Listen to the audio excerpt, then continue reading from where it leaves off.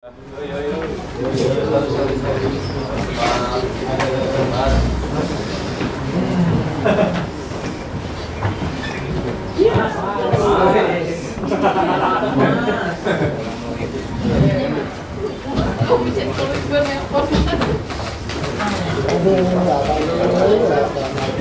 duduk lah dah. Udah mas duduk.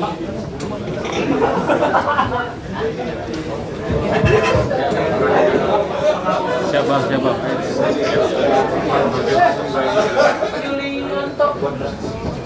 Mbak duduk mbak duduk mbak. Mbak duduk mbak udah.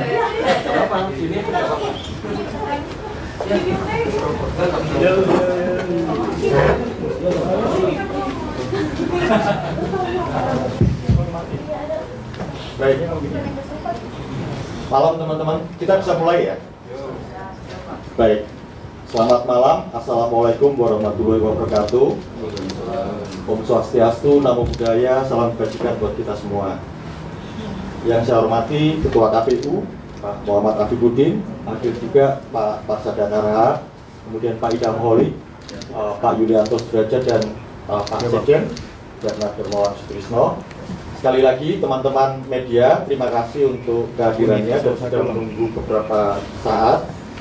Kami memang merencanakan untuk melakukan konferensi pers terkait dengan situasi terakhir dari isu yang saat ini berkembang.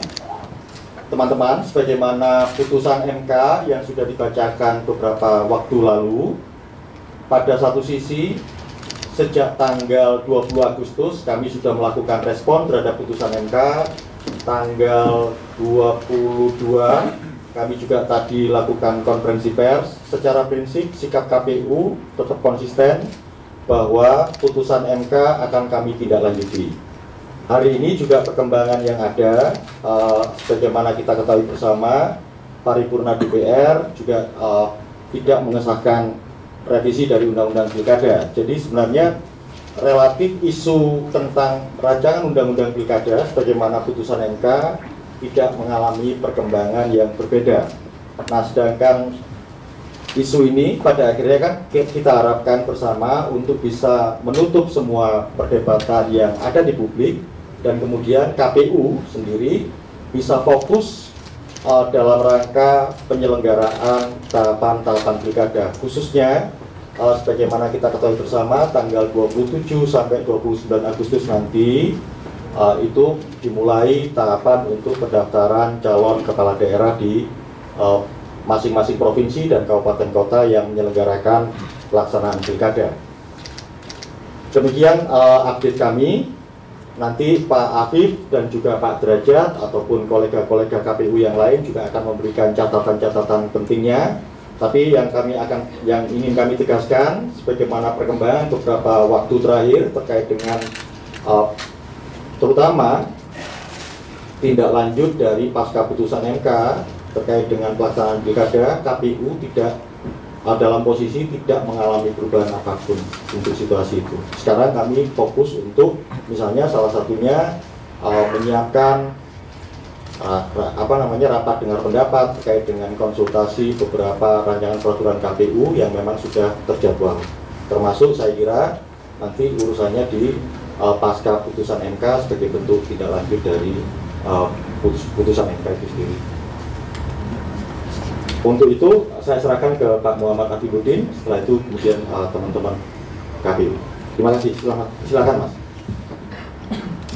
Terima kasih Mas Agus Melas. Assalamualaikum warahmatullahi wabarakatuh. Selamat malam teman-teman sekalian. Terima kasih atas waktu dan juga kesempatan kesabarannya untuk tetap membersamai di KPU. Teman-teman KPU, komisioner sekalian, senang kita malam ini masih bisa melakukan update perkembangan terakhir yang sejatinya tidak terlalu banyak yang berubah. Ini sifatnya penegasan menyikapi atau melihat apa yang sudah kita sikapi sedari awal. Karena pasti yang namanya penyikapan kita ingin kemudian memberikan situasi yang menenangkan dan juga menjawab apa yang ditanya oleh para pihak terkait dengan apakah KPU akan menindaklanjuti putusan Mahkamah Konstitusi. Secara kronologis, teman-teman sekalian, kami akan menyampaikan bahwa pada tanggal 20 ketika putusan Mahkamah Konstitusi dibacakan siang sampai sore hari, kami menyampaikan bahwa KPU akan melaksanakan putusan Mahkamah Konstitusi di malam harinya. Kemudian kami juga sudah menyiapkan adaptasi atau mengambil substansi putusan yang kemudian kami normakan dalam draft PKPU yang kami kirimkan ke Komisi 2 atau DPR pada tanggal 21 Agustus. Untuk selanjutnya, tadi setelah kami melakukan rapat pleno terbuka hasil pemilu pasca PHPU kedua di Mahkamah Konstitusi, kami juga menyampaikan bahwa kami dengan tegas akan melaksanakan putusan Mahkamah Konstitusi. Adapun langkah-langkah lanjutan berkaitan dengan yang kita lakukan terkait dengan tindak lanjut putusan ini, kami melakukan langkah prosedur tertib prosedur, yaitu dengan melakukan konsultasi, dengan melakukan pembahasan di Komisi 2 atau di DPR. Kenapa? Karena kami juga pernah melakukan hal yang sama. Sekali lagi, karena dulu saat kita lakukan prosedur konsultasi dengan satu dan lain hal tidak bisa dilaksanakan, dan atas situasi itu kemudian kami dinyatakan melanggar dan dikasih sanksi peringatan keras, bahkan keras terakhir oleh Dewan Etik atau DKPP. Tentu belajar dari pengalaman, apa yang sudah kita lakukan dan dianggap tidak benar itu kita benahi, dan itulah yang membuat kami mengambil langkah-langkah putusan Mahkamah Konstitusi. Kami tidak lanjut, langkah-langkah prosedural yang kami harus tempuh kita akan lakukan. Yang pasti teman-teman sekalian, nanti pada tanggal 27 sampai 9 Agustus saat pendaftaran calon kepala daerah di seluruh daerah di Indonesia akan memedomani aturan-aturan atau PKPU yang juga di dalamnya sudah memasukkan materi-materi atau putusan Mahkamah Konstitusi terkait dengan yang diputuskan pada tanggal 20 Agustus kemarin. Dan selanjutnya juga kami ingin sampaikan beberapa putusan Mahkamah Konstitusi yang lain, misalnya terkait dengan pengaturan pembolehan kampanye di kampus. Kalau nggak salah itu juga pasti kita harus ikuti, ya kita perlakukan sama, untuk kemudian kita akan segera adopsi, kita masukkan dalam pengaturan kampanye kita. Nah, lebih dari itu teman-teman sekalian, hari-hari ini atau 1-2 hari ini pasti kita akan melakukan langkah-langkah koordinasi komunikasi untuk menyegerakan pembahasan konsultasi dan seterusnya dengan Komisi 2 untuk segera mumpung ada waktu sebelum waktu pendaftaran nanti tiba 27, semua pengaturan, semua PKPU sudah siap untuk kemudian diterapkan dalam proses penerimaan calon kepala daerah, pendaftaran calon kepala daerah di seluruh daerah di Indonesia. Itu sebagai penegasan dari kami di KPU. Semoga ini bisa difahami oleh semua pihak, dan tentu perkembangan terakhir malam tadi juga menjadi semakin penegas untuk kami bahwa memang proses-proses ini akan tetap kami lakukan untuk kemudian proses memasukkan putusan Mahkamah Konstitusi dalam beberapa norma di PKPU pencalonan akan segera kita selesaikan. Meskipun draft juga sudah kita kirimkan ke Komisi 2 karena kita masih cuma 2 hari ini kan, jadi butuh waktu dan seterusnya.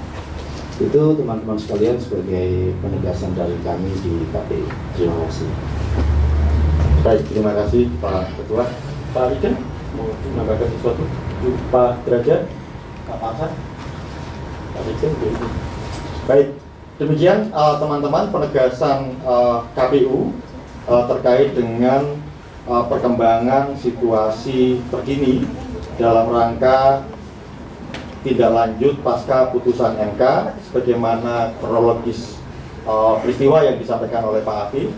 Kalau dari sisi komitmen yang diambil KPU sejak pasca putusan MK itu dibacakan dan kemudian KPU merespon dalam bentuk sikap yang disampaikan melalui konferensi pers tanggal 20 Agustus dan kemudian tanggal 21 Agustus kami juga langsung mengajukan surat permintaan konsultasi kepada Komisi 2 dan kemudian tanggal 22 Agustus sore tadi kami juga menyampaikan posisi KPU juga dan termasuk kalau melihat perkembangan situasi sebagaimana disampaikan oleh pimpinan DPR terkait dengan revisi Undang-Undang Pilkada dan kemudian malam ini kami anggap penting untuk melakukan konferensi pers sebagai satu bentuk konklusi dari posisi lembaga KPU dalam rangka menyikapi perkembangan terakhir khususnya terkait dengan tindak lanjut pasca putusan MK.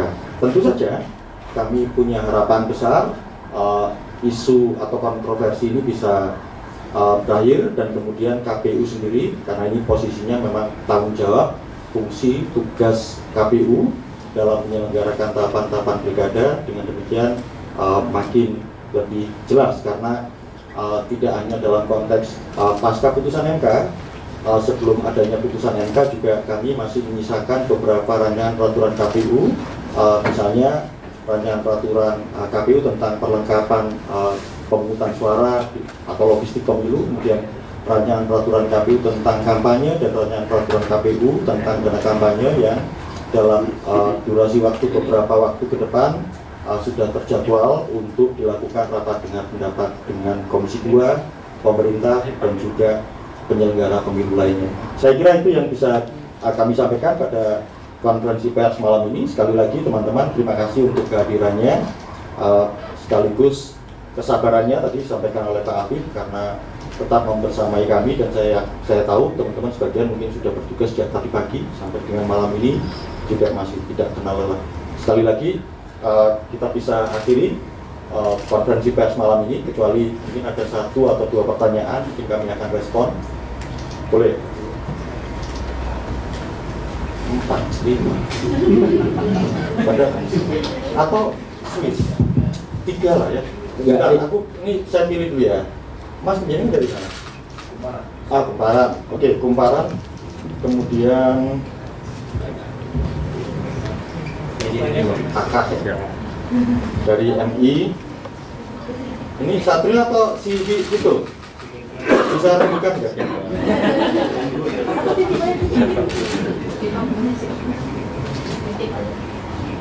Atau gitu, oke.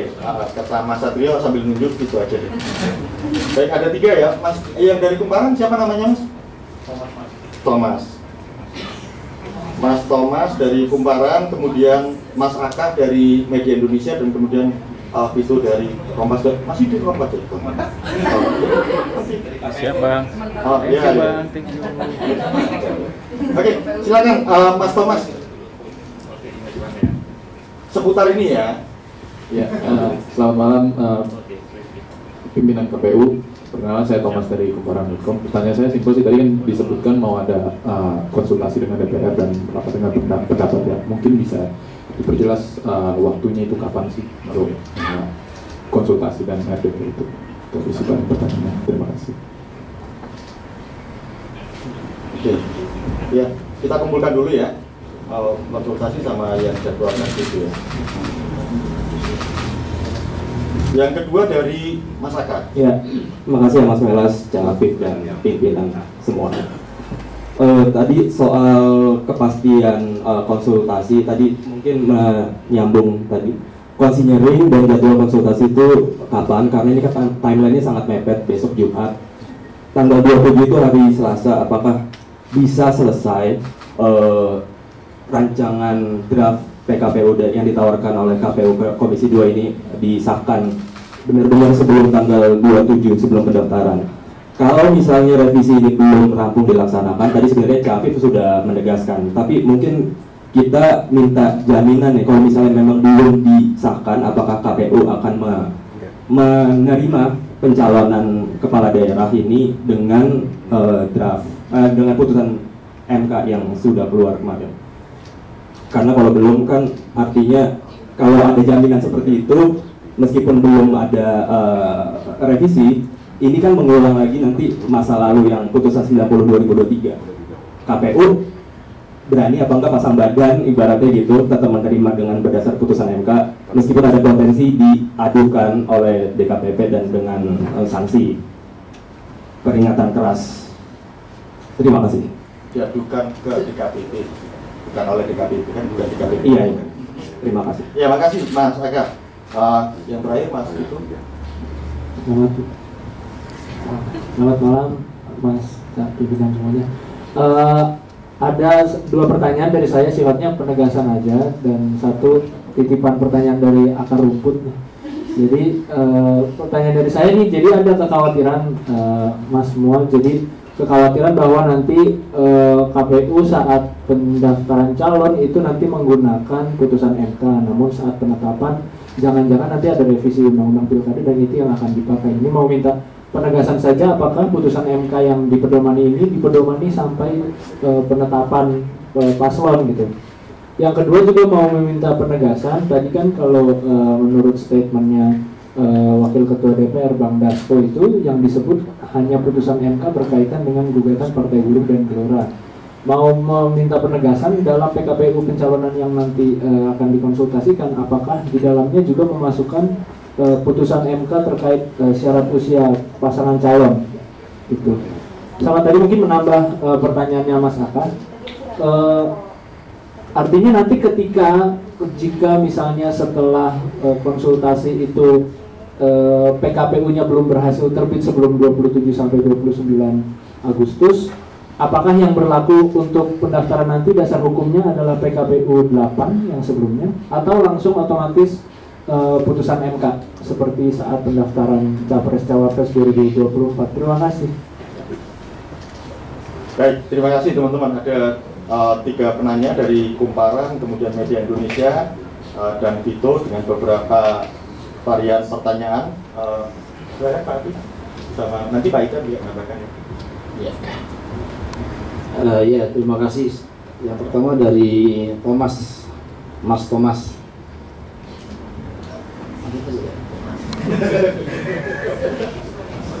Oh, soal kapan konsultasinya? Ya, soal kapan konsultasinya, pertama secara komunikasi kami sudah lakukan, cuman kami masih menunggu surat resminya. Insya Allah hari konsultasinya Senin kan? Senin. Insya Allah Senin, ya konsultasi sifatnya RWP itu Senin. Kita tapi sudah sampaikan dan sudah berkoordinasi untuk materi yang sudah kita sampaikan, draft dan seterusnya. Kemudian yang kedua dari Yaka, ini saya tahu karena WA-nya nggak dibalas, pertanyaannya di sini biasa itu. Ya, berkaitan dengan apa? Ini mirip dengan pertanyaannya gitu tadi, kaitannya dengan kalau ini pengandaian, yang penting nggak ngancem aja pertanyaan. Kalau ini berani nggak? Inilah pentingnya konsultasi. Jadi karena putusan MK itu kan secara prinsip ya setelah dibacakan itu kan sudah dibacakan kan sudah berlaku, maka kita akan lakukan itu, kita adaptasi langsung. Cuman memang yang menjadi lubangnya dulu kan kita nggak melakukan konsultasi, bukan tidak melakukan, tapi ada situasi yang saat itu tidak ada waktu lah ya untuk melakukan itu. Nah sekarang kan itu kita lakukan belajar dari peristiwa yang kemarin. Dan inilah menurut saya malah pentingnya konsultasi dilakukan. Dan apakah putusan 60-70 ya semuanya, termasuk yang tadi berkaitan dengan kampanye di luar kampanye di kampus ya yang dibolehkan, itu kan nanti akan diadaptasi di PKPU yang lain. Jadi semua hal yang berkaitan dengan putusan Mahkamah Konstitusi yang katakanlah beririsan dengan PKPU kita, dalam konteks ini yang paling banyak kan memang PKPU 8 ini akan kita terapkan. Nah, konsultasi ini akan menjawab semuanya, dan insya Allah dengan situasi terakhir juga akan bisa kita pastikan pada tanggal 27 sampai 29 ini yang akan kita pakai. Bagaimana jika ada situasi di lain itu yang kita hadapi, kita komentari yang ada di depan kita, jangan mengandai-andaikan, ya kan? Dari kemarin kan pertanyaannya pengandaian, begitu sore hari ini kan pengandaian itu hilang semua. Nah, maksud saya kita tidak melakukan pengandaian-pengandaian. Yang pasti putusan MK sudah ada, revisi undang-undang pilkada belum ada, kan begitu. Itu saja yang bisa kami sampaikan. Pak Idam, silakan kalau mau menambahkan.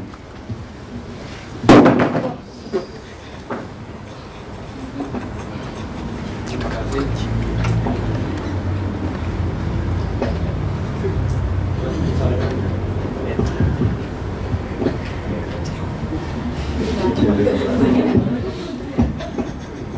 Ya.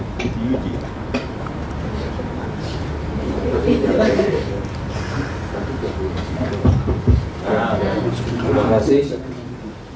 KPU juga sudah berkoordinasi dengan Kementerian Hukum dan HAM ya, dalam rangka persiapan rapat harmonisasi, karena setelah rapat konsultasi atau rapat dengar pendapat di Komisi 2 DPR RI itu harus segera ditindaklanjuti dengan rapat harmonisasi, karena memang proses pengundangan harus terlebih dahulu dilalui dengan rapat harmonisasi peraturan undang-undang.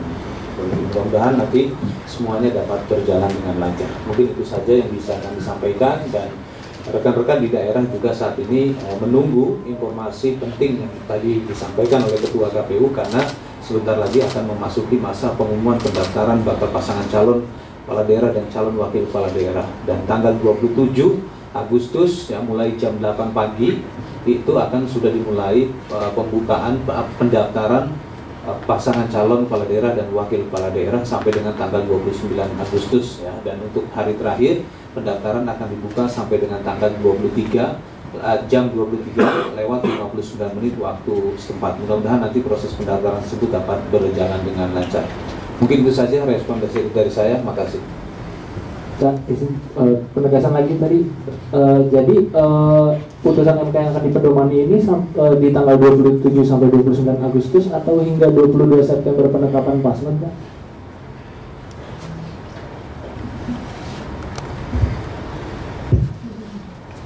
Dipedomani terus sampai penetapan paslon. Jadi penegasannya tegas ya?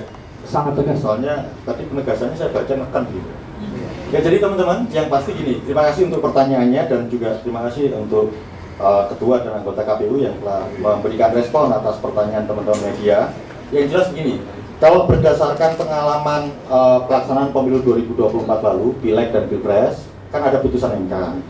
Nah, untuk situasi sekarang, ketika pasca putusan MK, kami langsung ngambil penjelasan ke media, bagaimana kemudian situasi pasca putusan MK. Dan kemudian seketika kami tindak lanjuti dalam bentuk surat permintaan konsultasi ke DPR ya, terkait dengan tindak lanjut pasca putusan MK.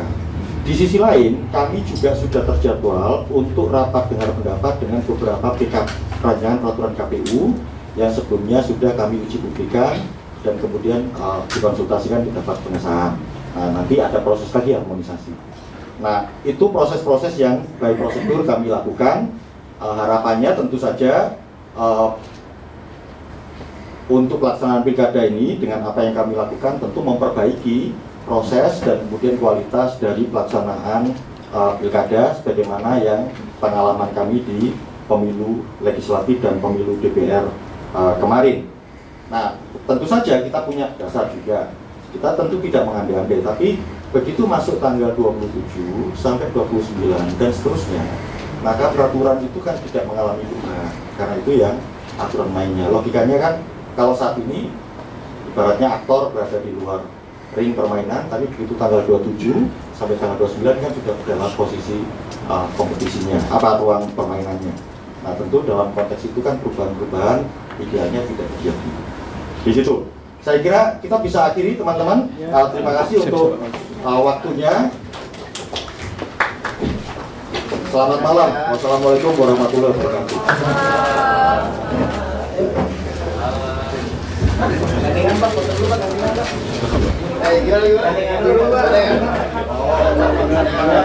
Duduk dulu yang kursi. Yang kursi duduk dulu, yang di kursi. Duduk dulu ya. Yuk. HP jangan tinggi-tinggi. Tahan, Pak.